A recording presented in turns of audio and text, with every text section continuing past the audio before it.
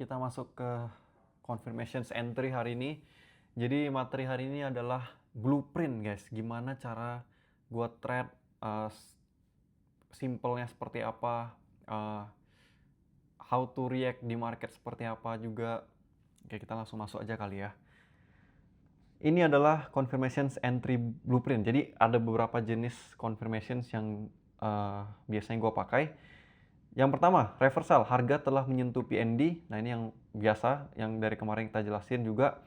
Harga menyentuh PND, adanya internal confirmations di sini kita entry. Berlaku juga untuk kondisi bullish, oke, ini kan bearish.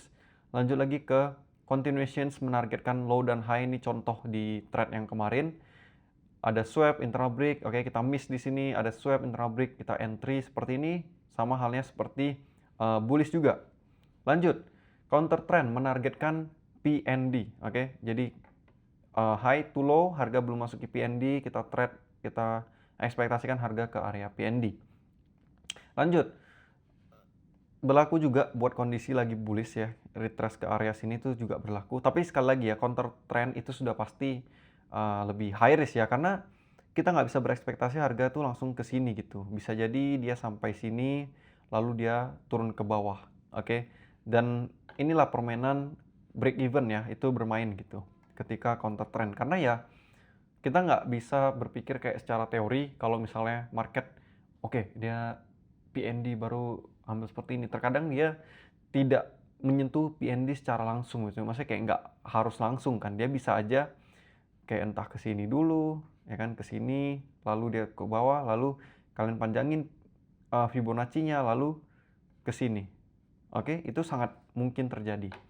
Oke, tapi kita nggak perlu ya kebanyakan teori seperti ini, karena ini bisanya atau bagusnya buat kalian ingat aja gitu guys, gimana jenis-jenis trade-nya gitu, dan dimasukin ke trading plan kalian. Karena yang paling penting adalah kita harus lihat dari contoh ya, sebenarnya kita harus lihat dari contoh. Oke, kita masuk ke contoh yang pertama adalah AUD USD. Oke, kita mulai dari time frame 15 menit. Oke, ini jatuhnya 30 menit ya, kita ini jatuhnya scalping. Oke, breakout structure, ada swap.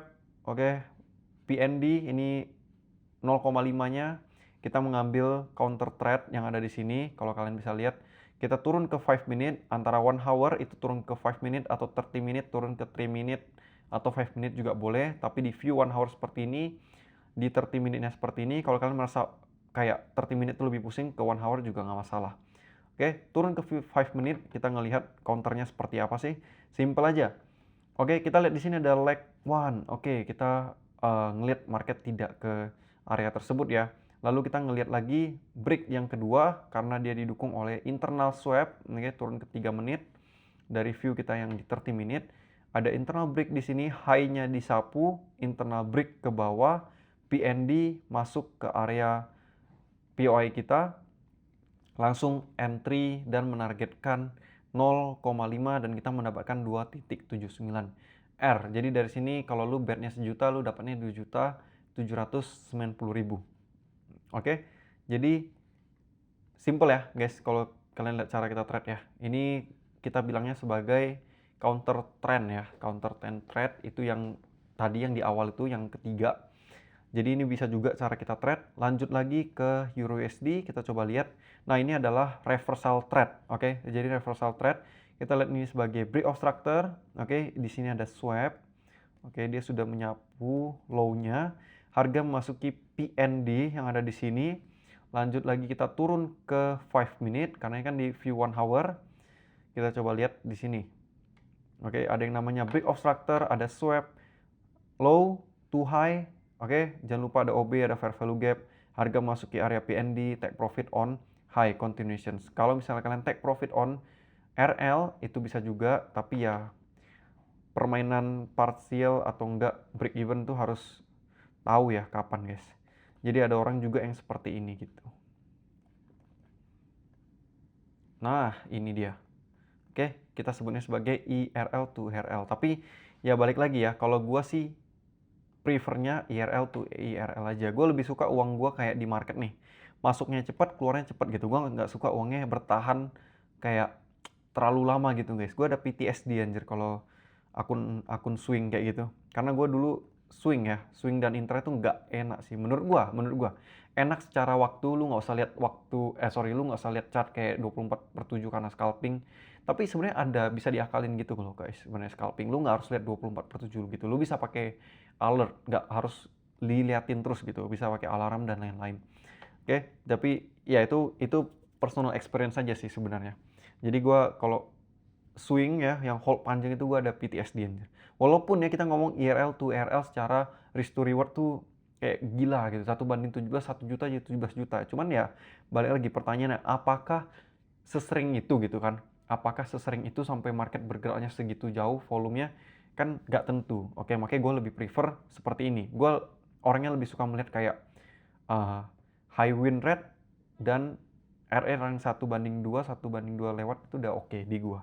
Oke, jadi gua bukan tipe orang yang kayak RR 1/5, 1/10, 1/20.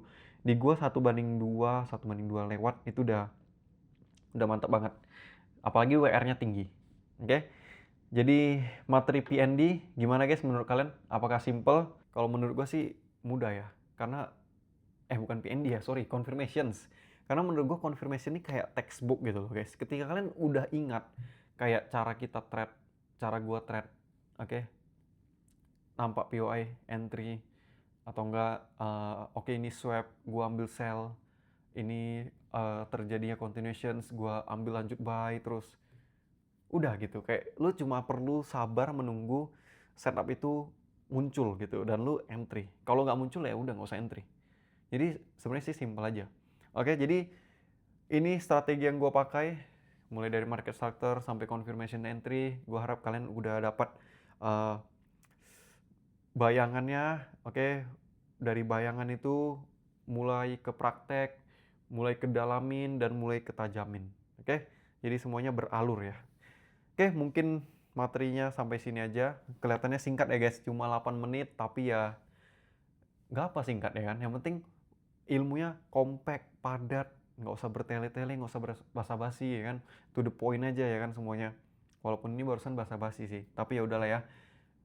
Kita mau lihat lagi seberapa rame sih di next video kita, karena kita masih ada banyak materi lagi yang harus di-share ke kalian guys. Oke, kita ketemu lagi di materi berikutnya guys.